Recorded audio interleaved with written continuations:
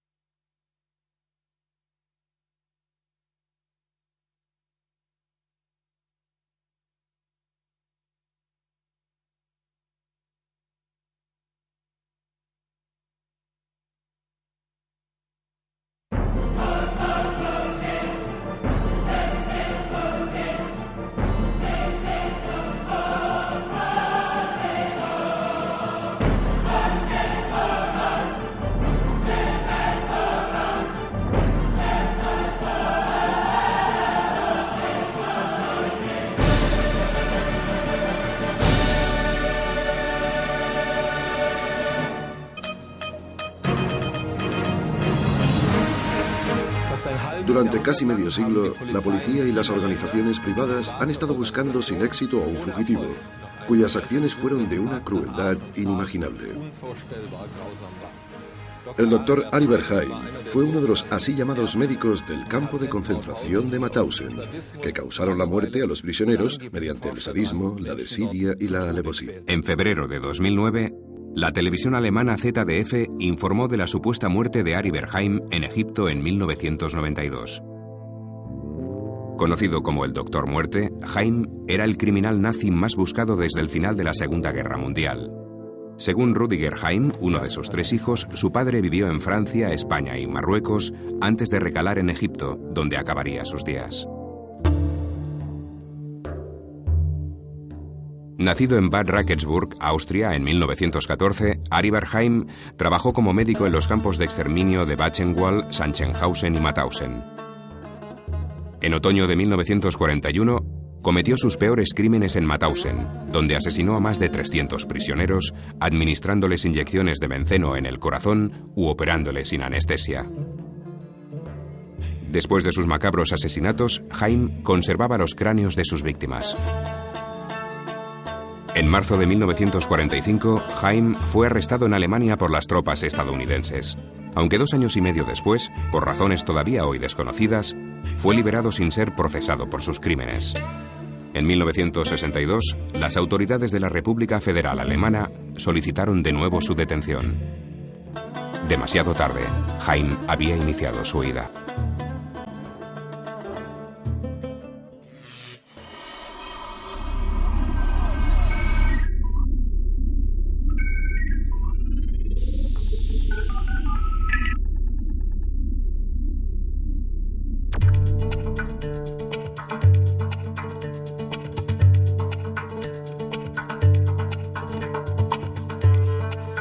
Pero no todo el mundo cree la versión de la muerte de Ari Berheim en Egipto en 1992.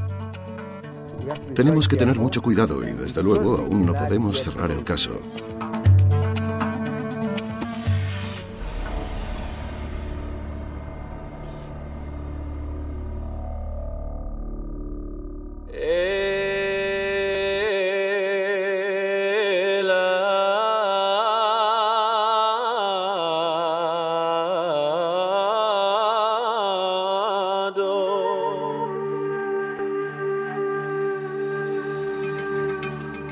En Israel ni olvidan ni perdonan los crímenes cometidos por genocidas como Ari Berheim. La caza del último nazi.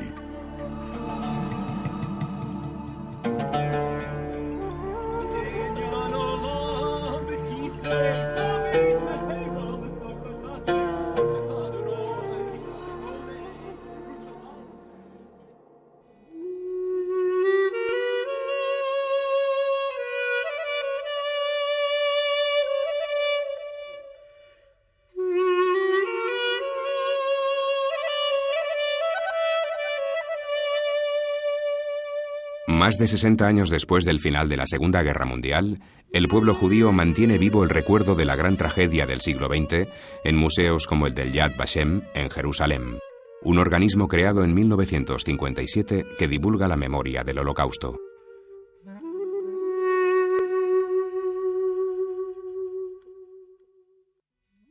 En la sala de los nombres de Yad Vashem se preservan los datos personales de millones de víctimas como las que sufrieron los experimentos médicos de Ari Berheim.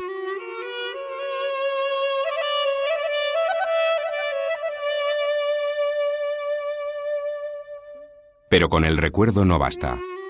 En paralelo con la labor pedagógica de Yad Vashem, el investigador austrohúngaro de origen judío Simon Wiesenthal creó una oficina privada con el objetivo de localizar, identificar, capturar y entregar a la justicia a los criminales nazis que consiguieron huir al finalizar la Segunda Guerra Mundial. En sus más de 60 años de existencia, el Centro Simon Wiesenthal ha llevado ante los tribunales a más de 1000 criminales de guerra nazis. Simon Wiesenthal murió en 2005 y lo reemplazó Efraim Zurov. Considerado el último cazador de nazis del mundo, Zurov dirige desde 2002 la Operación Última Oportunidad, cuyo objetivo es que los criminales nazis salden sus deudas ante la justicia antes de que fallezcan. La idea que había detrás de la Operación Última Oportunidad era intentar ofrecer una recompensa económica por información que condujera a la persecución y al castigo de criminales de guerra nazis.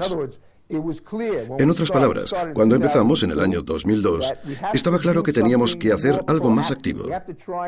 Había que intentar algo menos común, un poco más agresivo, para obtener esa información, ya que el objetivo del proyecto era encontrar criminales de guerra nazis de los que no supiéramos nada. Zurov es una de las personas que no cree la versión de la muerte en Egipto de Ari Berheim. Por este motivo, sus investigaciones para localizarle con vida siguen abiertas. No hay cadáver, no hay pruebas de ADN y no se pueden hacer exámenes forenses que demostrarían con claridad si el cadáver que dicen que es de Ari Berheim es en realidad Ari Berheim. En los últimos años, el misterioso rastro de Heim ha llevado a los investigadores hasta España. En abril de 2005, la policía alemana recibió información que señalaba que Heim podía estar en Denia, Alicante, en esa zona en general. Y de hecho, por primera vez en la historia, la policía española buscó un criminal de guerra nazi.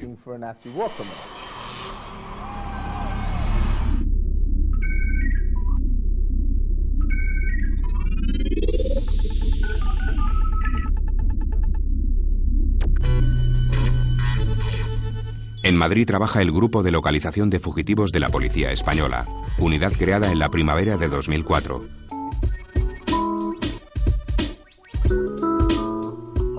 Las labores de este grupo permiten agilizar la entrega de delincuentes buscados por otros países. En 2004 llegó a España la Orden Internacional de Búsqueda y Captura de Ari Berheim.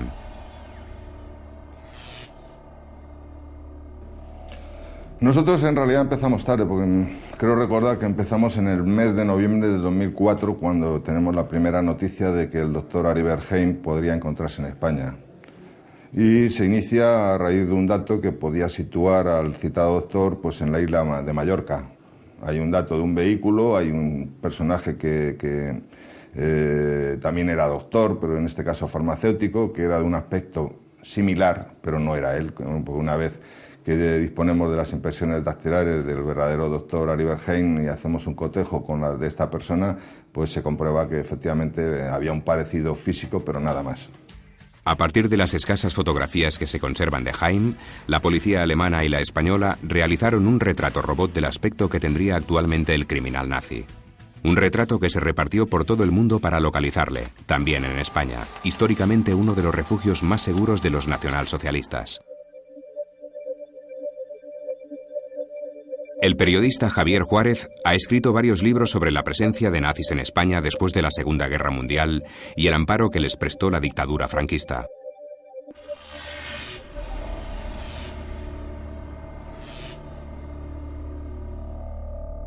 Lo que Franco hizo y su gobierno hizo fue oficialmente brindar apoyo a las autoridades aliadas en el sentido de poder extraditar y poder entregar a determinadas personas que eran buscadas por los aliados, pero en la práctica esto no se tradujo en absoluto. Las democracias occidentales contemplaron resignadas cómo la España de Franco se negaba a colaborar. Documentos de carácter reservado recientemente desclasificados y localizados en los archivos del Ministerio de Asuntos Exteriores en Madrid así lo confirman. En junio de 1944, el embajador británico en España, Samuel Hoare, expresaba su malestar por la poca eficacia del gobierno de Franco a la hora de expulsar a los criminales nazis reclamados por los aliados. Me produce cierta contrariedad la repetida sugerencia por parte española de que las esperadas expulsiones en cuestión deben ser aún aplazadas.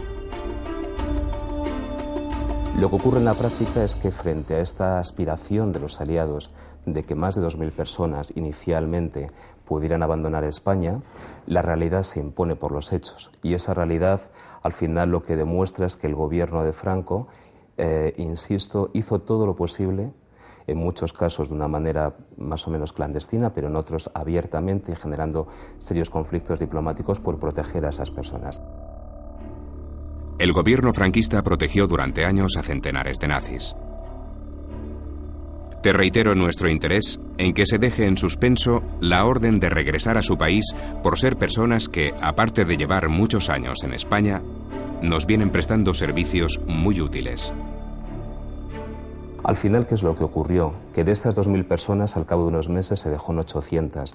De esas 800, se dejó en una lista más reducida. Y finalmente, en el año 47, hay una última lista con 104 personas, que son las que el Consejo del Control Aliado considera que son imprescindibles que regresen a Alemania, y hablamos ya de finales del año 47. Durante la Segunda Guerra Mundial, el gobierno español mantuvo una falsa neutralidad. Franco nunca disimuló su entusiasmo ante los planes expansionistas de Adolf Hitler.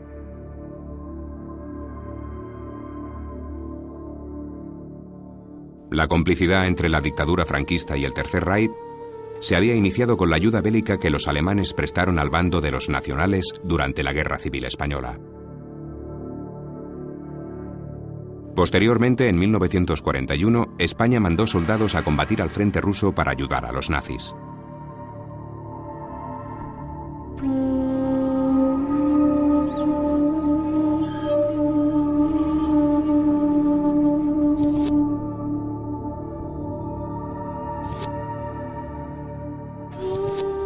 Después de la derrota alemana, Franco no dudó en abrir las puertas de España a los nazis huidos. Todos pasaban por Madrid en un primer momento, aunque luego es verdad que con el paso del tiempo se fue disgregando algunas de estos evadidos, fundamentalmente hacia el Levante, hacia la zona de Denia, que es un lugar muy conocido y muy emblemático de asentamiento de algunos de estos antiguos militantes del partido nazi o miembros de las SS.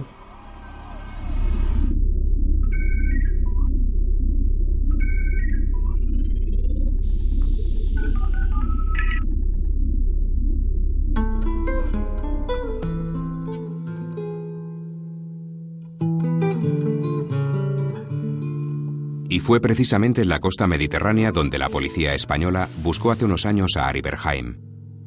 En realidad es todo el litoral levantino el que es objeto de búsquedas intensas de personas aparentemente alemanes, de una altura pues, de 1,90 m y de una edad similar a la que podría tener el doctor Aribert Haim. Diego Álvarez y Vicent Balaguer fueron testigos del paso de varios oficiales y empresarios nazis por esta población del Mediterráneo español.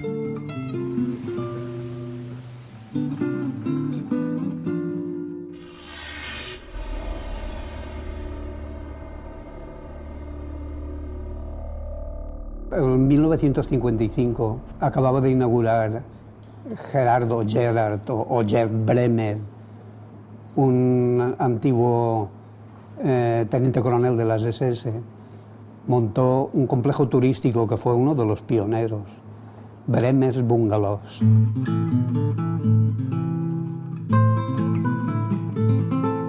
Ahí estaba el puerto de Bremer para su clientela nazi y un puerto privado que se hizo él y donde también depositaba, estaba allí amarrada una lancha rápida que dicen que utilizó para el servicio de la gente para sacarla de compromiso. Era el dueño de todo. Y ahí en este edificio, estudio más alto, pues en un momento dado había una esvástica. Yo recuerdo haberla visto, estaba disimulada. Sí. Okay, pues sí, con esto hemos estado jugando.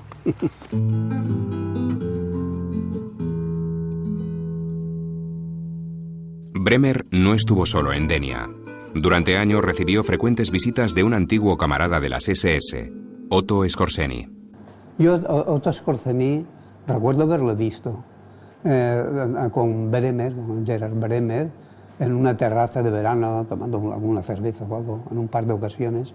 Y después también con él entrar en el banco donde yo trabajaba, seguramente por un cambio de divisas o alguna cosa de su interés. Y tengo la memoria de la imagen, ¿no? De una gran cicatriz recorría el rostro, una imagen que impresionaba. En esta casa, a las afueras de Denia, vivió Johannes Bernhard, un poderoso empresario alemán que hizo de puente entre la España franquista y la Alemania nazi durante la Guerra Civil Española.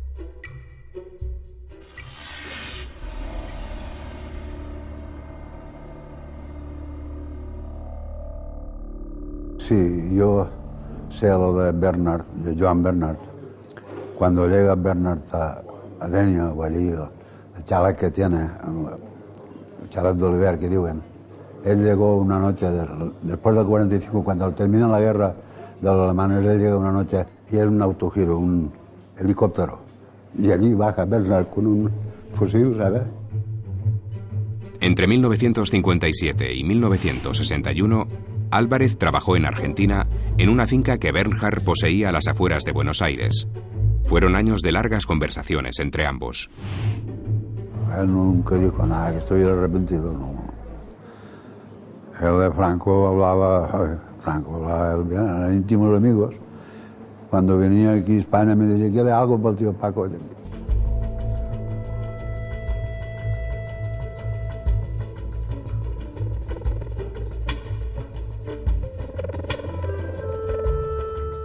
Otro oficial nazi que también estuvo en Denia fue Anton Galler, comandante austríaco de un batallón de las SS.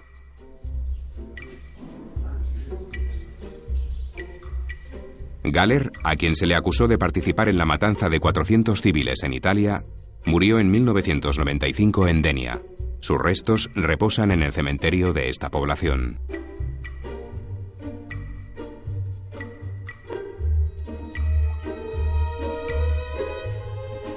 El comandante Anton Galler, como otros nazis exiliados en España, nunca respondió ante la justicia por sus crímenes cometidos durante la Segunda Guerra Mundial. ¿Estuvo también Arie Bergheim en Denia, al igual que tantos otros nazis? A pesar de no encontrar pistas que confirmen esta hipótesis, la policía española no da el caso por archivado. No, para nada es un caso cerrado, puesto hasta que no tengamos la confirmación oficial de que los restos que teóricamente aparecen en Egipto, enterrados en 1992, se corresponden claramente con los del doctor Arie Bergheim. O sea que nosotros, si recibiésemos cualquier noticia de un posible doctor Arie Bergheim en España, haríamos las comprobaciones como se han venido haciendo hasta ahora. A pesar de las gestiones realizadas por la policía española en el caso Haim, Efraín Zurov lamenta la poca implicación de España en la detención de criminales nazis en las últimas décadas. Pero el caso es que no se ha hecho prácticamente nada a este respecto, a excepción de la búsqueda de Arie Bergheim. Por lo que yo sé, y estoy casi seguro de que es cierto, no ha habido ningún intento de investigar el asunto de los criminales de guerra nazis en España.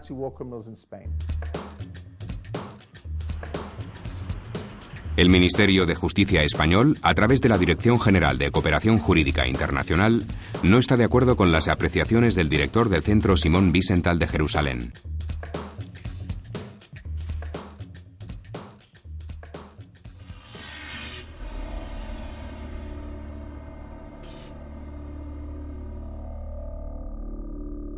Claro que el gobierno colabora. En los casos de nazis, posibles nazis residentes en España, efectivamente, el caso que menciona de la búsqueda de Arie Bergheim, bueno, pues sí que se colaboró, y a mí no me consta que haya habido otros casos de solicitudes concretas del Centro Simón Wiesenthal en el que no hayamos colaborado. Afirmar que no se colabora en general no es una afirmación muy precisa, digamos. Habría que afirmar si no hemos colaborado en casos en los que haya habido solicitudes concretas y no lo hayamos hecho, y a mí eso no me consta. La verdad es que no ha habido otras solicitudes concretas en las que no se haya colaborado. Bueno, yo tengo la opinión de que España tiene que hacer un proceso de revisión de su propia historia en este capítulo, porque yo creo que es un capítulo poco conocido y posiblemente poco documentado de la historia de España, y además es uno de los capítulos quizás más oscuros.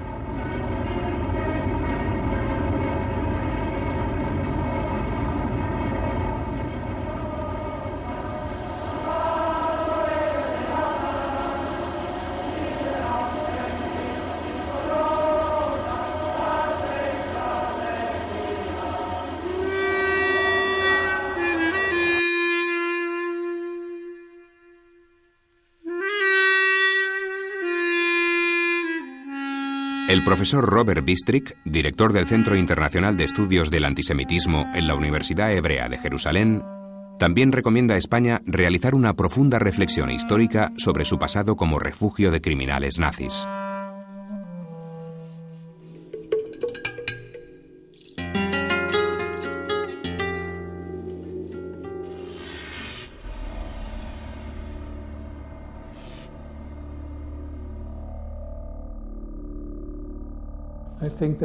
Creo que todos los países, incluido España, que sirvió como una especie de puerto seguro o refugio para los criminales de guerra nazis a partir de 1945, deben realizar algún tipo de autoexamen.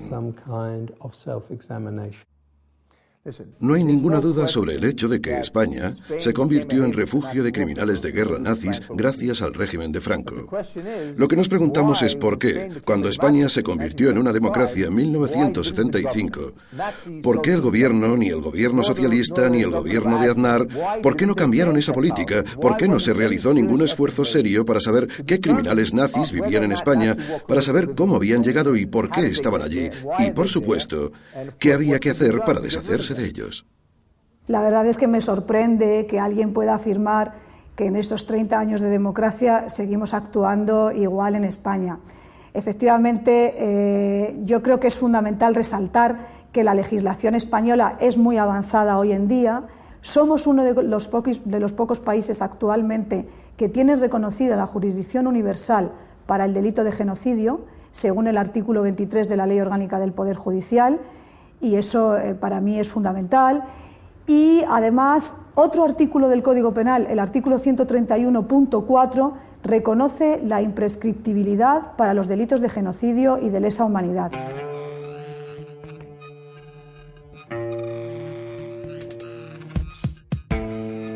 Esto es una lista de todos los países a los que hemos mandado nuestro cuestionario. Nuestro cuestionario anual sobre la investigación y la persecución de criminales de guerra nazis.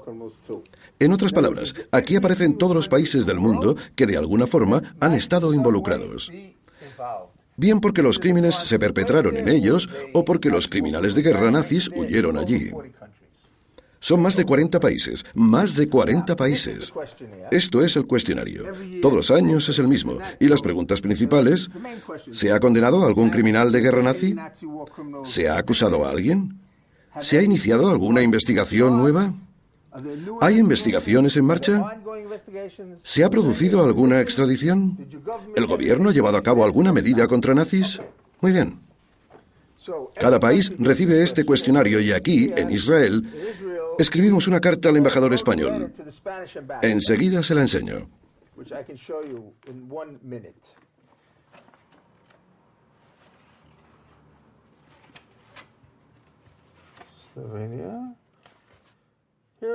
Aquí está. Al embajador Eudaldo Mirapeix, Embajada de España, marzo de 2008. Explicamos qué es el cuestionario, se lo mandamos y, francamente, la respuesta es nada. No obtuvimos respuesta. Una X para España.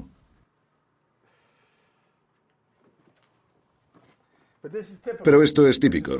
Es típico. Casi nunca contestan, ¿sabe? Como si... No hay peor insulto. Ni siquiera contestan.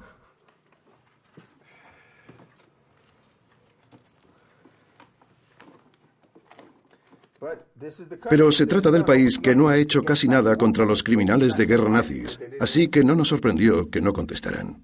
El cuestionario se está contestando puntualmente. En los casos en que no se ha contestado quizá a preguntas concretas de si ha habido investigaciones contra posibles criminales nazis en España, efectivamente es que no ha habido investigaciones pues porque no ha habido solicitud de esas investigaciones. Además de la labor del Centro Simon Wiesenthal, el servicio secreto israelí, el mítico Mossad, ha tomado la iniciativa en algunos episodios de la caza de nazis. El caso más conocido tuvo lugar en 1960 cuando el Mossad organizó el secuestro del nazi Adolf Eichmann en Argentina. Eichmann era considerado el arquitecto del Holocausto. Algunos investigadores sospechan que detrás del Centro Simon Wiesenthal está siempre el Mossad. ¿No sabe que soy el director del Mossad? Es broma, es broma. No hay ninguna relación ni nada, ¿de acuerdo? Desgraciadamente no hay ninguna relación.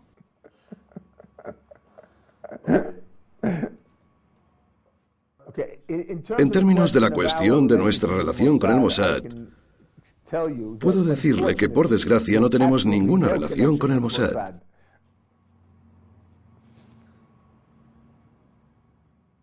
Si la tuviéramos, nos iría mucho mejor.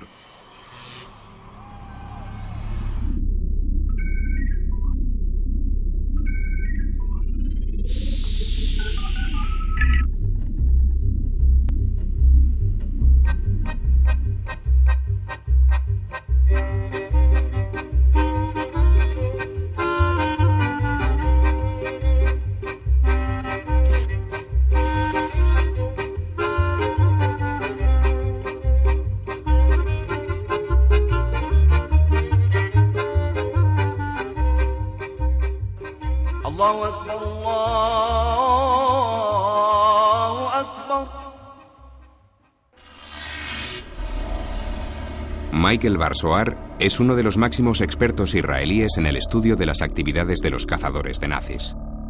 El gobierno oficial de Israel y el Mossad llegaron a la conclusión de que Israel no podía capturar a todos los nazis. Capturaron a Eichmann. Lograron encontrar a Sukurs, un criminal nazi que vivía en Sudamérica, e intentaron atrapar a Mengele. El doctor Mengele era el ángel de la muerte Hacía la selección en los campos de concentración. No hicieron nada más. El Mossad solo buscó a estos 3 criminales. Después de que Adolf Eichmann fuera secuestrado en Argentina y trasladado en secreto a Israel, un tribunal lo sentenció a muerte. Un caso único en un país donde no existe la pena de muerte.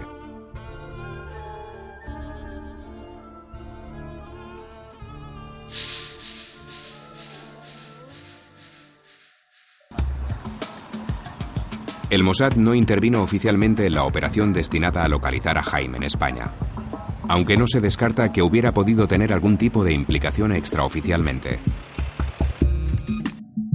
Imagino que la información que hayan podido facilitar ha venido a través del Centro Simon Wiesenthal y facilitada a la policía alemana. Nosotros, como contacto directo con ellos, nada más que hemos tenido contacto directo con la policía alemana. Documentos TV presenta en exclusiva una nueva versión del caso Haim que contradice el resto de investigaciones.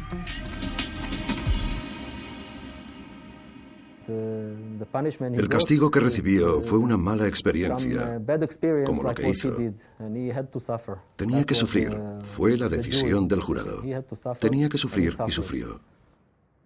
Un oficial de la Fuerza Aérea Israelí explica su participación en la Operación Búho, cuyo cometido era cazar criminales nazis como Ari Berheim.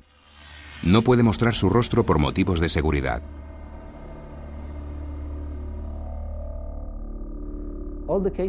Todos los casos eran el mismo. Solo teníamos una ley. Eliminamos a los nazis. No son seres humanos. No deben seguir vivos. Las operaciones del Mossad organizadas para cazar antiguos criminales nazis están clasificadas como información reservada en los archivos del Estado de Israel. Pero el coronel Danny Bath desvela que durante más de 30 años se localizó y ejecutó a varios nazis a través de un plan secreto financiado por ciudadanos judíos y con el apoyo no oficial del Mossad y de la CIA.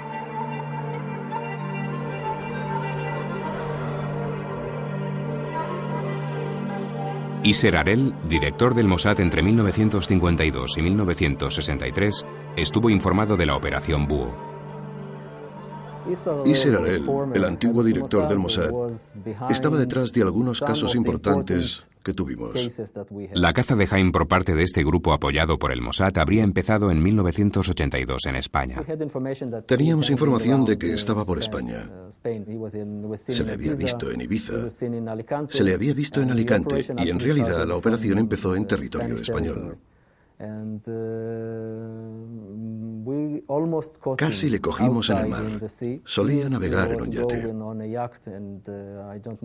No sé si conoce su historia, pero era una especie de pescador. Le gustaba mucho pescar y siempre intentaba salir a disfrutar del mar.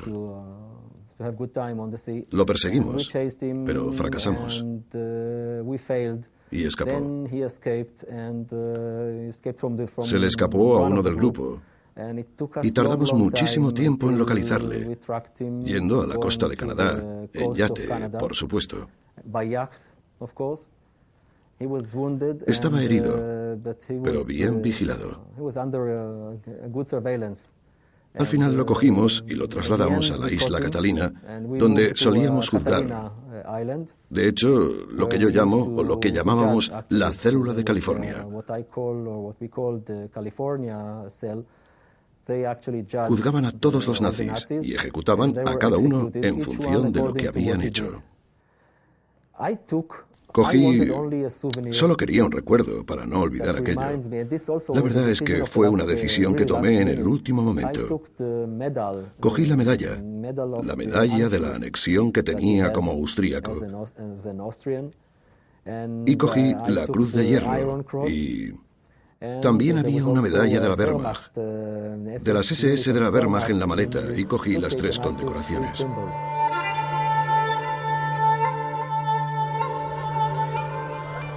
El Centro Simon Wiesenthal no da crédito a la versión del coronel Bath.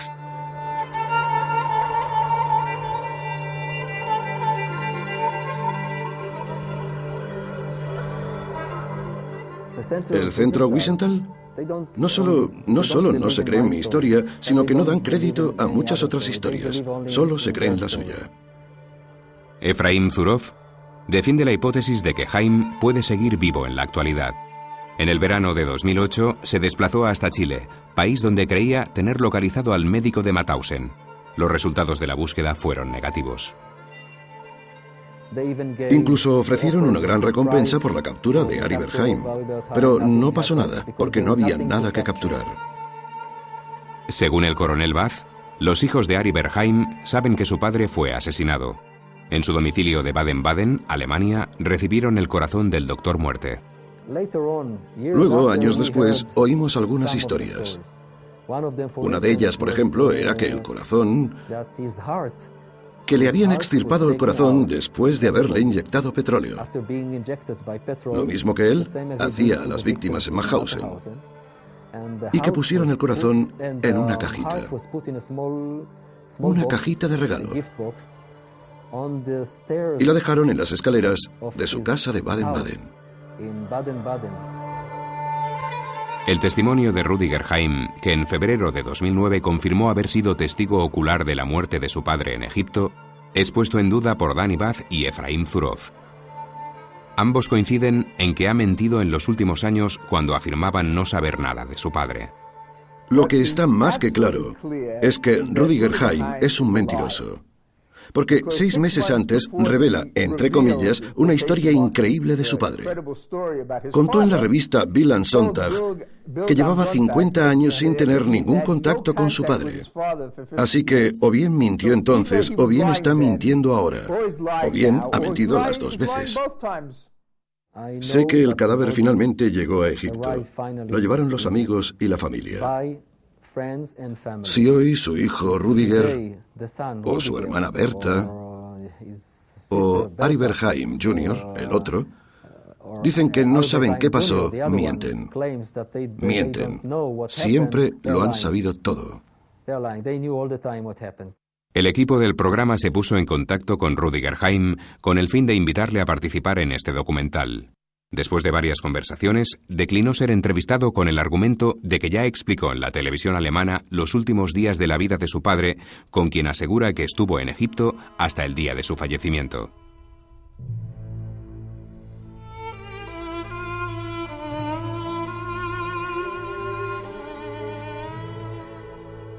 Todavía hoy, en la sociedad israelí, se mantiene vivo el debate sobre si la persecución a antiguos criminales nazis implicados en el exterminio de judíos están animadas por un deseo de venganza o de justicia.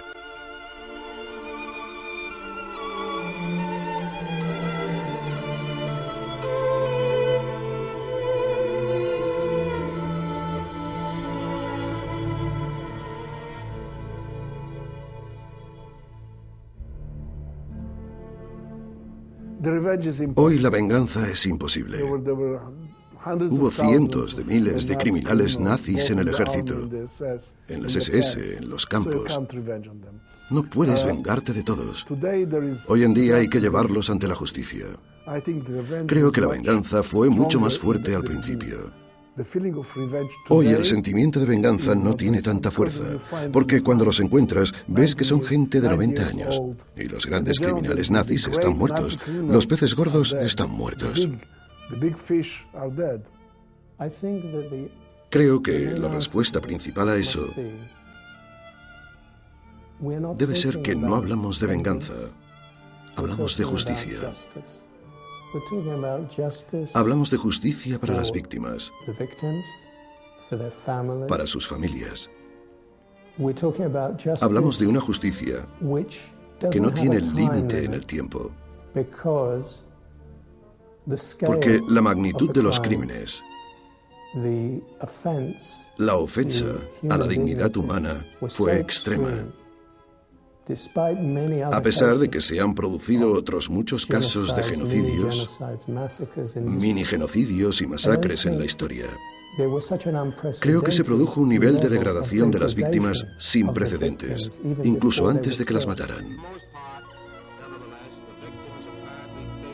Transcurridos más de 60 años desde la derrota del Tercer Reich, hay una pregunta que se plantea a menudo. ¿Cuántos nazis de los que participaron en el exterminio de judíos, como Ari Bergheim, continúan vivos? Mire, nadie conoce la respuesta a esa pregunta, ¿de acuerdo? Pero el número es mucho mayor de lo que cree la gente. En la actualidad en España vive un antiguo miembro de las SS, Frederick Jensen. En 2007, la prensa española lo relacionó con Jaime, a quien Jensen, desde Marbella, podría haber ofrecido protección. Un momento. Frederick Jensen está vivo. Está vivo, ¿de acuerdo? Mire, es el caso típico de alguien que sabemos que sirvió en una unidad involucrada en crímenes de guerra. Hemos recibido informaciones de personas que han sido estudiosas, digámoslo así, del tema nazi y que situaban a diversos elementos nazis en España. Pero comprobada la base de datos policiales, con los datos que ellos nos facilitaban, alguno muy reconocido, pues no figuraban buscados internacionalmente, con lo cual desconocemos si en España puede haber algún otro nazi buscado. Mi vida como cazador de nazis. El mundo.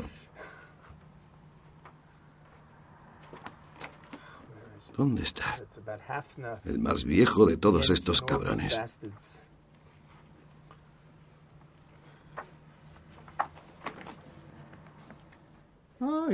Aquí es donde se empieza con él. Esta es una foto de un periódico noruego. Aquí está. Claro, muy bien. Carta del 12 de junio. Carta del 12 de junio de 2007 al embajador. ¿De acuerdo? ¿De acuerdo? La publicación la semana pasada, el 3 de junio, en el periódico español El Mundo, de la residencia en Marbella del veterano nazi de las SS, Fredrik Jensen, condenado, tiene 86 años, no 93 como se publicó, ha centrado la atención en la presencia en España de criminales de guerra nazis. Estoy seguro de que es usted consciente de que este no es un tema nuevo. A lo largo de los años se han producido revelaciones sobre culpables del Holocausto que encontraron refugio en España, sobre todo en la época de Franco, pero sorprendentemente también después. Entre los criminales más famosos destacan Ante Pavelic, Otto Skorzeny, Leon Degrelle, el doctor Ari Berheim y Otto Remmer. En las circunstancias actuales, en las que cada vez queda menos tiempo para realizar esfuerzos y llevar a los autores del Holocausto ante la justicia, creo que sería especialmente importante que el gobierno español, por fin, realizara una investigación global del asunto. Semejante tarea no solo serviría para identificar a individuos que ahora viven en España y a los que aún se les puede imputar crímenes, sino que serviría para mandar un mensaje con mucha fuerza: el de que su país ya no volverá a ser un refugio para los autores del Holocausto. Huelga decir que el Centro Wiesenthal está dispuesto a ayudar al gobierno a llevar a cabo la investigación. Déjeme añadir que aún no hemos recibido la respuesta del gobierno español al cuestionario de nuestra investigación y persecución de criminales de guerra nazis. Espero impaciente la respuesta. Pero no contendré la respiración porque si lo hago me moriré esperando. Así pues, caballeros, esta es la historia. Cada documento en el lugar que le corresponde.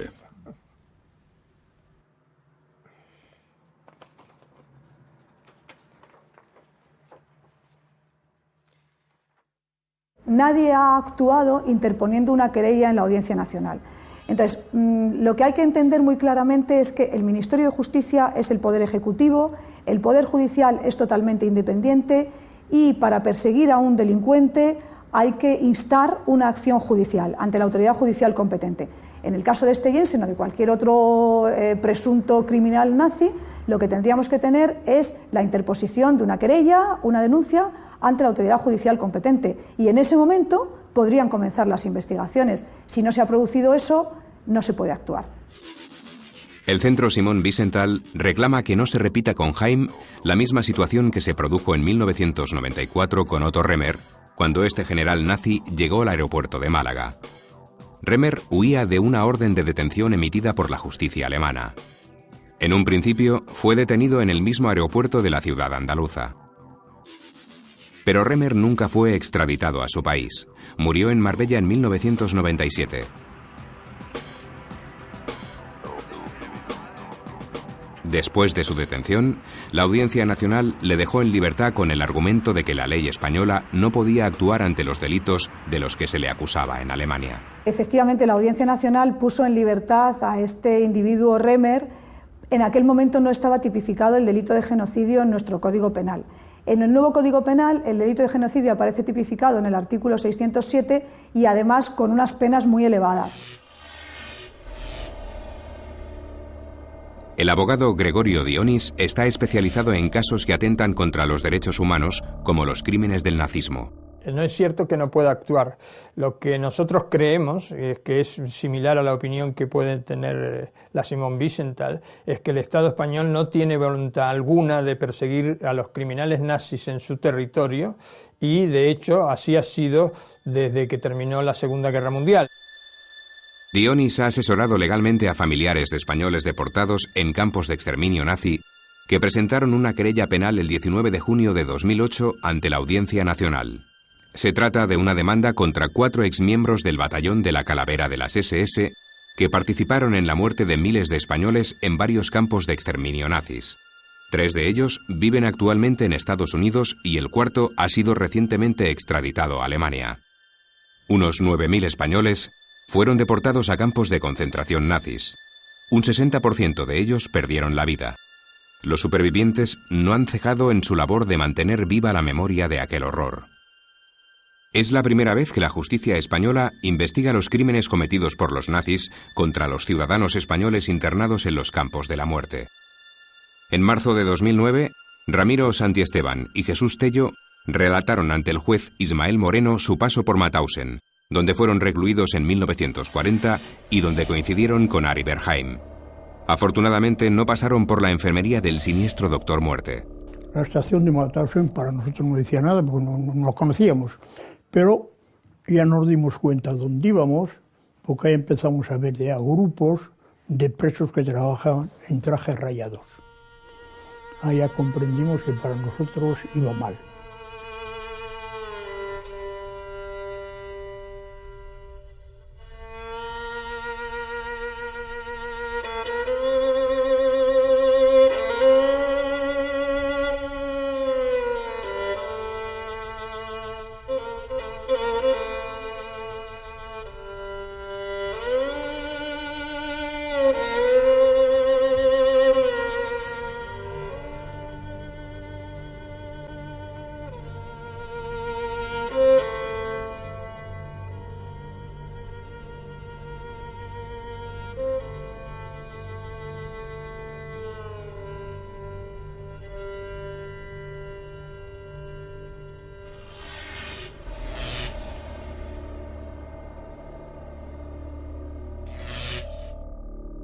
Cuando llegamos a Mauthausen,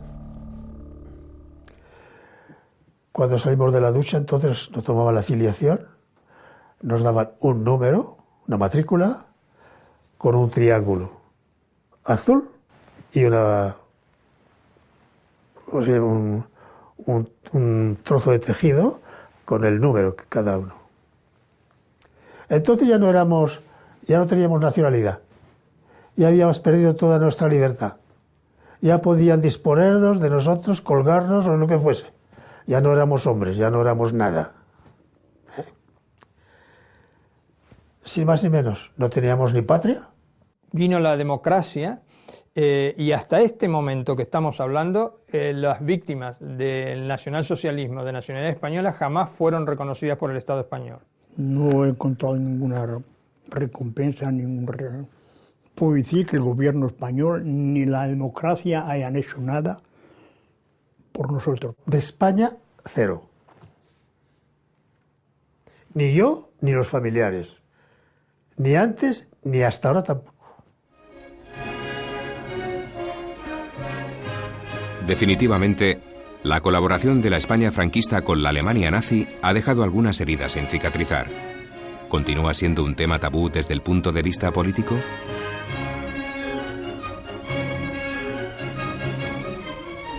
Lo que es un tabú es cuando yo creo que a partir de la Constitución, ¿por qué los partidos políticos que se consideran democráticos y que nadie lo pone en duda, se bloquean cuando tienen que reconocer que España colaboró con el Tercer Reich. Es una cosa que lo han resuelto hasta Alemania.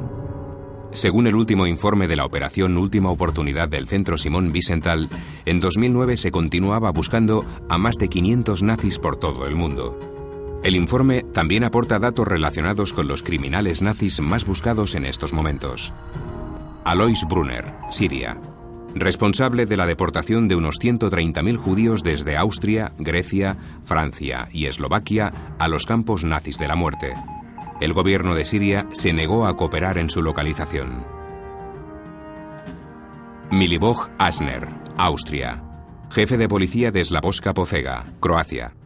Procesado in absentia por la justicia croata. Austria se negó a extraditarle. Sándor Kepiro, Hungría. Oficial de la Gendarmería húngara. Participó en el asesinato de más de 1.200 civiles en Novi Sad, Serbia.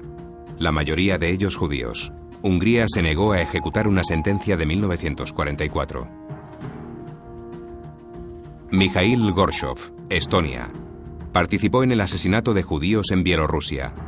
Desnaturalizado por la administración de Estados Unidos, es investigado por la justicia de su país natal. Erna Wallis, Austria. Guardiana en el campo de exterminio de Majdanek. Admitió su participación en asesinatos en masa. Austria se negaba a procesarla debido a la legislación vigente en materia de prescripción. Fue investigada en Polonia. Soerem Kam, Alemania. Participó en el asesinato del periodista danés antinazi Carl Henrik Clemensen y colaboró en la deportación de judíos daneses a los campos de exterminio. Un tribunal alemán negó su extradición a Dinamarca para que fuera juzgado en Copenhague. Karoli Zentai, Australia. Participó en las redadas, persecución y asesinato de judíos acaecidas en Budapest en 1944. Hungría solicitó a Australia su extradición para ser juzgado. Algimantas Dailide, Alemania. Arrestó a judíos posteriormente asesinados por los nazis y por sus colaboradores lituanos. Condenado en Lituania, aunque la justicia de este país se negó hasta el momento a ejecutar su condena de cárcel. Harry Manil, Venezuela. Arrestó a ciudadanos judíos y comunistas que posteriormente fueron ejecutados por los nazis y por sus colaboradores estonios. Absuelto tras una investigación en Estonia. Ari Berheim. Médico en los campos de exterminio de Sachsenhausen, Buchenwald y Mauthausen, donde practicó atroces experimentos con los presos. En paradero desconocido. Sendas hipótesis sitúan su muerte en Estados Unidos en 1982 o en Egipto 10 años más tarde. Podría estar en España. Wiesenthal dijo que la primera pregunta que las víctimas del Holocausto le harían a los supervivientes sería: escuchad, vosotros fuisteis los afortunados, ¿de acuerdo? Vosotros sobrevivisteis. ¿Qué hicisteis con vuestras vidas? Y Simón dice, una persona diría, yo era abogado. Otro diría, yo era funcionario. Yo oficinista. Yo maestro. Yo, Simón Wiesenthal, cuando los vea les diré, nunca os he olvidado.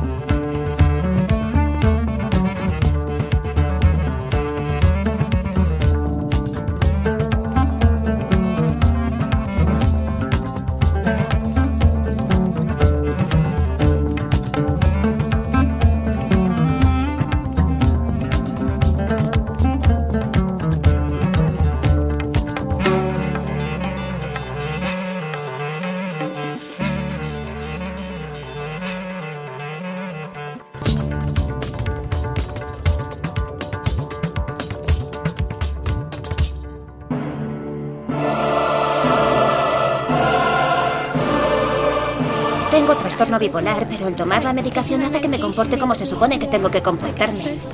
Toma medicinas fuertes. Medicinas fuertes. ¿Medicinas fuertes? Sí. En 2001, 1 millón de niños tomaba medicamentos psiquiátricos en Estados Unidos. A cualquier profesional al que recurriéramos no nos daba más salida que los medicamentos. Nunca nadie nos dijo, podemos trabajar sobre su problema aplicando otro tipo de terapias. Solo había una respuesta, que tome estos medicamentos, que tome medicamentos. Dejad en paz a nuestros niños, no les pongáis etiquetas, no les droguéis. La cifra de diagnósticos de déficit de atención con hiperactividad y trastorno bipolar infantil crecían de manera alarmante. A los 9 años a Jacob le diagnosticaron un trastorno del estado de ánimo. Los médicos probaron una droga y luego otra. Estimulantes, antidepresivos, antipsicóticos. A los 10 años, Jacob ya había tomado 10 fármacos diferentes. Creo que la pregunta que hay que hacerse es, ¿son correctos estos diagnósticos? Y la verdad es que no creo que actualmente tengamos la respuesta. Las primeras voces críticas denunciaron la experimentación con fármacos a costa de la salud mental de los niños. 112. ¿Pueden mandarme una ambulancia? Mi hija ha muerto esta noche. ¿Qué ha ocurrido? ¿Qué edad tiene? Mi hija ha muerto. Dígame su edad. Tiene 4 años. De acuerdo. Le está llamando a esto experimentación. La verdad es que esto es, en cierta medida, un experimento.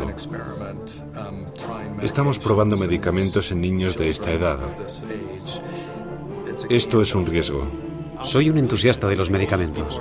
La gente se preocupa por los efectos secundarios que los fármacos pueden tener sobre los niños, pero pasan por alto los posibles beneficios de esos efectos secundarios. Quería quitarles la cabeza y volverles locos. ¿Querías quitarles qué? Quitarles la cabeza. ¿Intentabas quitarles la cabeza? ¿Cómo pensabas hacerlo? Iba a conseguir un cuchillo y...